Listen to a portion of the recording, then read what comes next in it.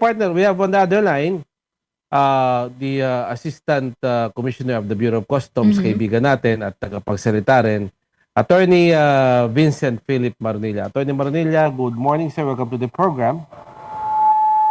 Good morning, Sir Pat. Good morning po, ma'am. At good morning po sa lahat ng nanonood at nakikinig sa program niyo, sus. Sabihin ko na sa ere, sir, parang nabalik po sa inyo muli yung pamamahala ng distribution ng mga abandoned balikbayan boxes sa Bureau of Customs. Can you confirm, Attorney Jet? I-discuss pa lang po namin this afternoon, sir. No? Titinan po namin yung progress na nung deliveries at ano ho yung pwedeng gawin. Kasi may mga iilan pong nag-request na kung malapit lang naman sila dun sa mga warehouses, maybe they can pick up yung mga balikbayan boxes nila. And kung po pwede po yun, maganda rin pong mangyari. Kailangan lang natin maglagay ng mga tao dun sa warehouses para po may mag-release ng containers. Alam ko, sir, sa update po ni Mr. Joel Longares ng DDCAP, naubos na po yung tag cargo. Meaning, nailabas na po lahat, nasa kanila na at in the process of delivery. So ngayon po, sir, ang nagtatanong sa amin, karamihan po, mga Makati Express Cargo na po. Kung kailan daw sila naman ang madideliveran po, Attorney Jet. Actually, sir, yung first batch nung Deed of Donation na ibinigay namin sa DMW, na i-release na rin po, no? Napirma na ng DMW. At yan na po, sisimula na din namin i-distribute, no? Meron pong ilan doon na hindi na po dumaan sa Deed of Donation at na-waive naman po yung mga charges na isinabay na rin po, no? Sa pagdi-distribute, kasama po yung mga unang batches sa MICP at sa Subic. So, we will today po, ipapa-inventory ako pagdating dyan. Inihiwalay ko po yung Makati Express. Hindi naman po sa binibigyan natin ng discrimination, no? Yung or priority Makati Express versus sa iba. In fact, kung ang utos po namin sana, kahit yung mga naunang naitip natin, no? Tag Cargo, ACCE, at yung iba pa po, no? At yun naman po yata yung nangyari. Pero dahil sa laki lang po talaga ng problema sa Makati Express, yes. Baka po ang gawin kong instruction is ihiwala yung monitoring na para po mas makita natin yung progress doon.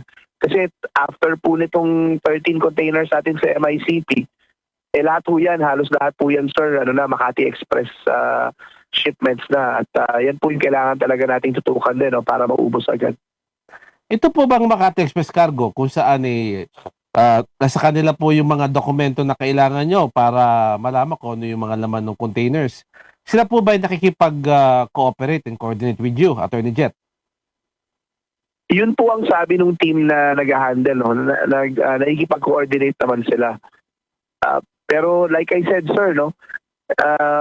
Mukhang hindi ganoon ka-accurate din yung kanilang listahan, no? Kasi pag binubuksan namin minsan yung mga containers and for delivery na, we find out that may ibang containers, wala talaga doon ay ibang boxes, wala talaga doon sa container na yon. Hindi naman po nawawala, pero nandun sa ibang containers. Syempre po, kung scheduled for delivery na itong isang container na to at ina-expect ng OFW na yung dalawang, according to Makati Express, yung dalawang boxes na nandun, isa lang yun nandun, may fear din po na nasa yung isang box niya, baka nawala o nandun sa ibang container. So, that's why we really want to find out with Makati Express. No? Siguro upuan ulit namin yung mga yan. Ano ba talagang sitwasyon? Accurate ba yung data na binibigay nila sa amin? Meron bang nangyayari pag kinakarga na yan na kapag hindi nagkasya or hindi maganda yung pag-set ng mga boxes sa loob, may naililipat na box pero hindi na-amend yung master list nila o yung home list nila, kailangan po malaman natin accurately, no, para at least accurate din po yung reporting namin sa ating mga kababayan. Hindi po yung magkaagulatan kami na nasabihin namin sa OFWs, andito yung box sa container na to. Pagbukas, nasabihin namin, isa lang pala yung nandun, hindi pala dalawa. Syempre po, no, napakahirap na ibigay yung ganyang impormasyon at napakahirap lalo ng tanggapin. Kung wala naman kami kasagutan. At least kung alam namin yung buong sitwasyon, pwede namin sabihin na, ma'am, wala ho dyan. Pero according to Makati Express, talaga nangyayari po yan at most likely, nandito sa ibang mga containers na to. Malamang. Attorney, let us concentrate for a while dito sa Makati Express. Sir, may mga messages kami natatanggap sa page. Alam naman natin, sir, na maraming branches siyang Makati Express. Meron sa Saudi yan, meron sa Kuwait, meron sa UAE. Allegedly, tuloy-tuloy pa rin yung operation ng mga yan, yung pamimikap ng kahon. Could you please enlighten us, sir, kung yung bang suspension na kanilang na ipinato po ng bureau sa kanila ay nag-lapse na po. If ever, sila po ba ay nagre-resume na po ng paglalabas ng mga containers, at least yung mga bagong dumarating? Sir, wala po kaming usapan dun sa mga bago nila darating na containers. Ang usapan po namin, suspendido sila, tulungan muna nilang tapusin tong 90 containers na to na nakapending. Bago natin pag-usapan, kung papayagan pa natin silang mag-resume ng operation dito sa Pilipinas. Kasi po, kung tatanggap na naman sila, tapos hindi pa nila nare-resolve itong 90 na to, matutuon ho yung atensyon nila dun sa mga bago nilang ipoproseso at mapapabayaan po nilang tulungan itong 90 containers na to. Ang priority po natin, itong mga naipitan muna, yun munang asikasuhin nila. Huwag na munang magnegosyo sana, no? Yes. Ng bago kung hindi pa po tapos yung obligasyon dito sa luma. Para ho yung atensyon hindi po nahahati. Nag-usap po tayo na mag-agree naman natin to, no? Wala po bagong negosyong pag-uusapan. Ang pwede na po pag-usapan paano resolbahin tong problema na to. Kumbaga, yun lang po ang topic na pwede naming i-entertain sa kanila, no? Tapusin natin muna to. Kung ano man po yung bagong proposal nila in the future, if maayos nila yung kasong final namin sa kanila at makikita ng ating pamahalaan na it's for the best interest ng ating OFWs na payagan silang magpatuloy ng negosyo nila, tingnan ho natin. Pero wala muna pong usap na ganyan. Attorney, samantalayin ko na, Cargo Plus, nailabas na sa Subic. Yung mga ilang containers sa Batangas, nagtatanong po yung ating mga complainants, sir. Kailan po kaya?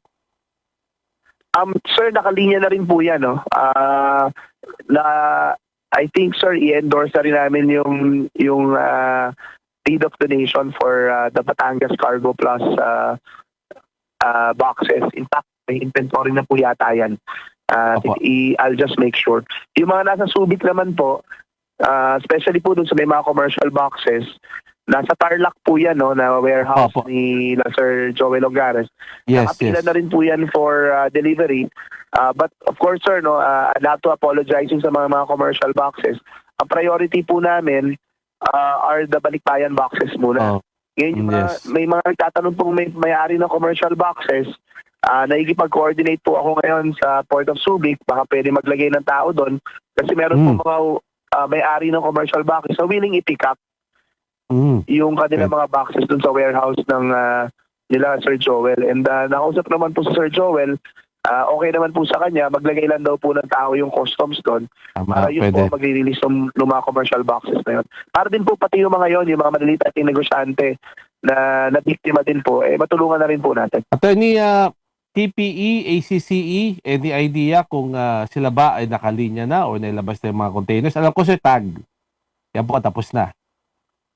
Yes, sir. Lahat po nung MICD container, sir, alam ko po, ano na yan, for delivery na po yung mga boxes na yan. Una po, gagawa talaga tayo ng maayos sa inventory ng delivery na yan. At yung real-time update, no, na ibibigay natin sa kanila regularly. Kasi napapansin ko po, ang talagang kailangan nila is a real-time update. No? Correct. Apo. Kasi yung sa delivery po, logistical problem po yan, no? Kumbaga, ibig sabihin, no, hindi naman pwedeng yung lahat ng trucks nung mga in-engage namin in full capacity na mas may magawa pa further, no? Kumbaga lahat naman po ng medios at ng pamamaraan at resources ng mga kinontract namin na mag-deliver ay ginagawa na po ngayon. Talagang napakarami lang po talaga ng boxes na kailangan i-deliver. No? Extraordinary po yung number. But more than that, I think mas mapapanatag yung ating mga kababayan. So at least alaman lang nila kung kailan talaga naka-schedule to. Correct. Kailan ba yung estimated time na lalabas sa bodega? Nasa bodega pa ba to, di ba? Kasi po, kung ako yung may-ari ng box, kung sasabihin nyo lang sa akin for delivery yan, napaka-general ho nun. At least we give them a more specific update, no? Tama. Nasa ang bodega, pang ilang container na yung na-deliver, ano yung average na delivery rate. At least may estimate man lang nila kung kailan darating sa kanila. Yun Ay, gagamitin nyo ba yung inyong page, no, sa Bureau of Customs para Yes. doon maglabas ng update? Or kasi yung ibang mga kababayan natin dito tumututok sa Rapido para marinig yung mga update, no, sa page Yes, ng yes. Rapido. So, since may pinaplano na kayo na patuloy na nabigyan nga ng update, ng real-time update yung mga kababayan natin tungkol sa kanilang Balikbayan Box, saang platform ninyo iniisip na magbigay ng update? Ma'am, tama po yun. No? Sa website po namin, balak namin magbigay doon. Pero di na po lahat may internet eh. In fact, I'll be very honest, ma'am. No? Previously, kaya naman po medyo na-handle yung issue na yan is because of the cooperation we've had with your program. Kasi Thank marami you. po talaga yung, yung reach ng program niya, ma'am. No? So, hingi ulit Thank you. kami ng tulong kay Sir Pat Thank you. na pwede naming ibigay sa kanya yung data. Yes. Yung wala hong internet, sigurado ako may AM, FM radio yan. Papapakinggan ho si Sir Patrick. At na-update po. In fact, Sir Pat, from our experience, every time nag-update ako dito sa iyo weekly, natatahimik naman po yung mga kababayan natin. Kasi na-update yung kanilang ano. So I think that's a program that we should continue and yun yung gagawin namin. No? We'll update sa website namin, we'll update sa social media pages namin, but more importantly to reach our audiences, we'll update dito sa programa niyo po.